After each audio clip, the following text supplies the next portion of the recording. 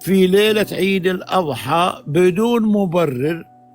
دائما بتقولوا لي أنت، لأن أنا أعرف رد الجزائريين، يقول لك 73 هم، هذا ردة فعل. اسمعيني خليني أكمل لك بالأول. رموهم، مش إلا كذا، صادروا كل ممتلكاتهم ورموهم على الحدود في عز الشتاء، وسرقوا حتى الذهب اللي كان في اللي لابس النسوان، وجزء من الحريم سقطت أولادهم، كانوا حمل وسقطوا أولادهم، وفرقوا بين المرء وزوجته، وفرقوا بين الأولاد وأهاليهم. أما بالنسبة إلى 73، أنا أتحدى أي جزائري أن يأتيني بجنسية واحدة جزائرية طردت المغرب. هي طردت ذو الأقدام السوداء، ويعني كانت كلهم جوازاتهم فرنسية، لأن كانت يا أخي يا أخي خلينا أكمل. لا حول، أنا ما قاطعتك يا بنت الحلال، كل مرة وتقاطعين.